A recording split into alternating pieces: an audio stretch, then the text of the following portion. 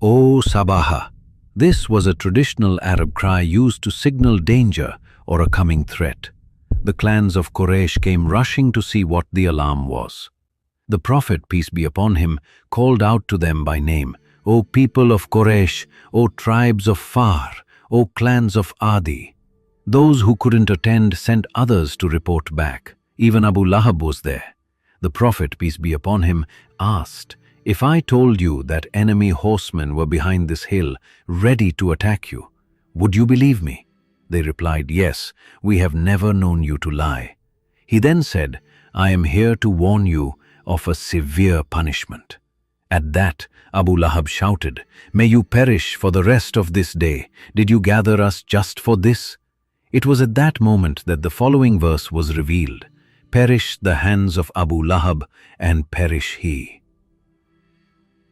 A warning to all. According to a narration by Abu Huraira, may God be pleased with him, when the verse, and warn your closest relatives, Quran 26:214, was revealed, the Prophet, peace be upon him, gathered all the people of Quraysh. He warned them generally and then addressed specific tribes by name. He said, O people of Quraysh, save yourselves from the fire. O people of Banu Ka'b, save yourselves from the fire. O Fatima, daughter of Muhammad, save yourself from the fire. I cannot protect you from God in anything except that I will maintain ties with you. Shouting the truth and the polytheist's reaction. This was a loud and decisive call, a clear announcement to those closest to him. It declared that belief in his message was now the foundation for any future relationship. Family ties, once the most sacred aspect of Arabian life, were no longer enough. This was a divine ultimatum. The Prophet's voice, peace be upon him, echoed throughout the city of Mecca until the following verse was revealed. So proclaim openly what you have been commanded, and turn away from those who associate others with God. Quran 15:94. He began to publicly expose the falsehood of idolatry. He revealed the baseless nature of worshipping idols and proved that relying on them as intermediaries to God was a clear and dangerous lie. The people of Mecca were outraged. His message struck like a thunderbolt, overturning everything they held sacred.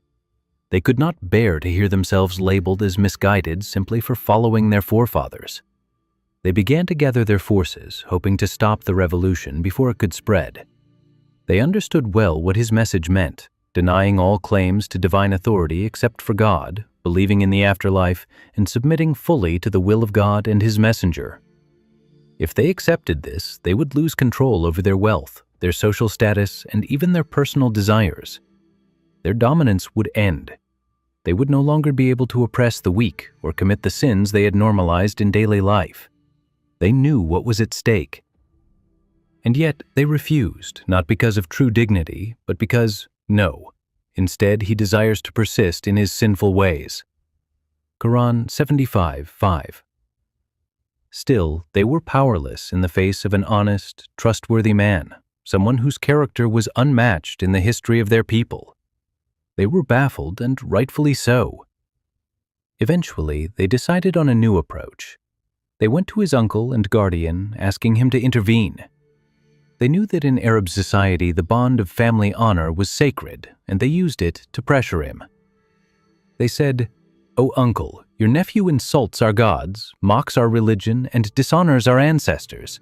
Either stop him or let us deal with him ourselves. If you stand with him, then you stand against us."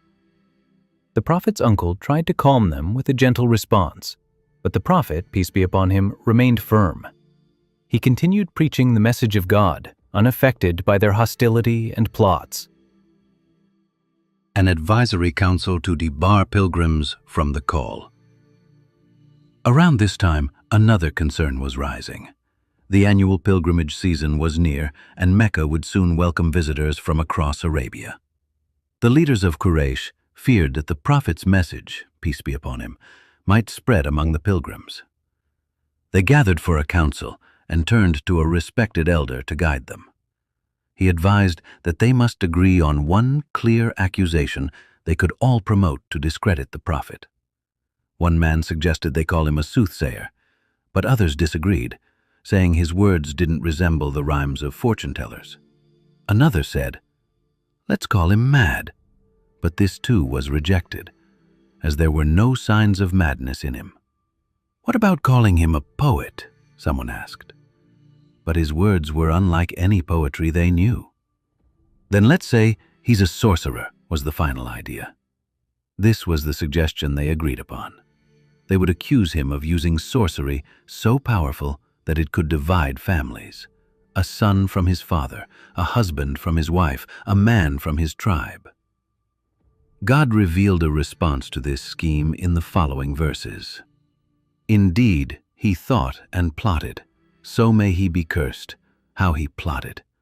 And again may he be cursed, how he plotted. Then he looked, then he frowned and scowled. Then he turned his back and acted arrogantly. And he said, 'This is nothing but ancient magic. This is nothing but the word of a human being.'" Quran 74, 18 through 25.